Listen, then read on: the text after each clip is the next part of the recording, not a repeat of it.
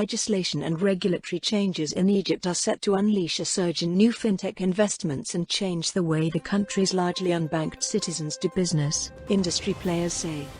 Fintech innovation in Egypt, the Arab world's most populous country, has trailed other emerging market powerhouses such as China, India, Kenya, and Indonesia, a situation the industry hopes the new legal environment will change.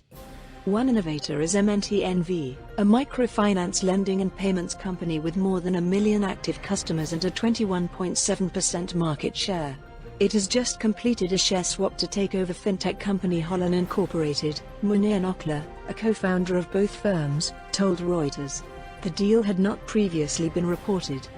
MNT Holland is Egypt's first private non-bank company to be licensed by the central bank to operate a digital wallet, a mobile telephone application that allows consumers, vendors, lenders and borrowers to transfer money, pay bills, buy goods on installment, secure loans and make other transactions.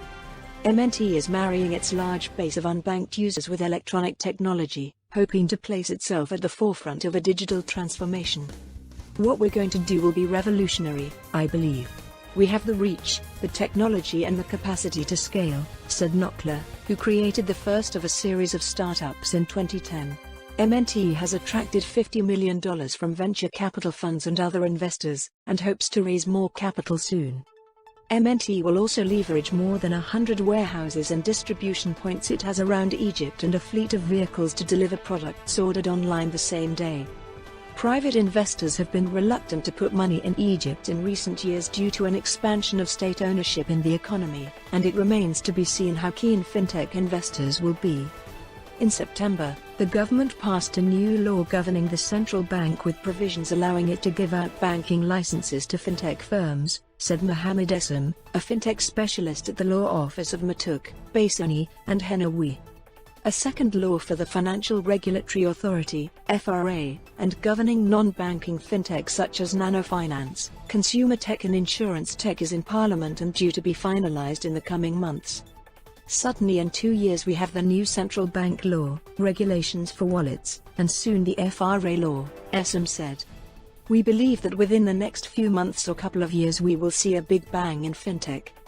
Ahmed Alfi, chairman of venture capital firm Sawari Ventures, says MNT could be Egypt's second fintech unicorn, or company with a market value exceeding $1 billion, after repayments giant Farai, FWRY, now worth about $2 billion. There will be several unicorns in the fintech space in Egypt, said Alfi. Sawari Ventures runs a £1 billion Egyptian pound, $64 million, fund that invests in high-growth companies. Sawari has not invested in MNT Holland, but has taken a share in another startup, Money Fellows.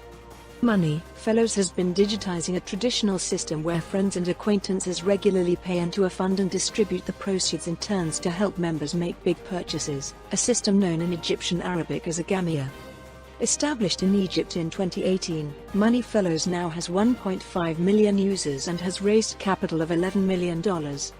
It tentatively plans to raise $20 million or more from venture capital funds this year to expand into new products and countries. We're looking at other markets, such as Africa, said founder and CEO Ahmed Wadi. We're also planning add-ons, such as offering buy now, pay later options with certain merchants. Ashraf Sabri, chairman of Farai, said a new e-money law, passed a year ago, that requires bigger companies to accept and disperse money electronically, was also a big step.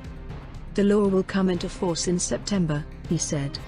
Egypt, with a population of 102 million and a workforce of about 28 million, has around 19 million debit cards, a similar amount of prepaid cards and about 4 million credit cards issued, Sabri said.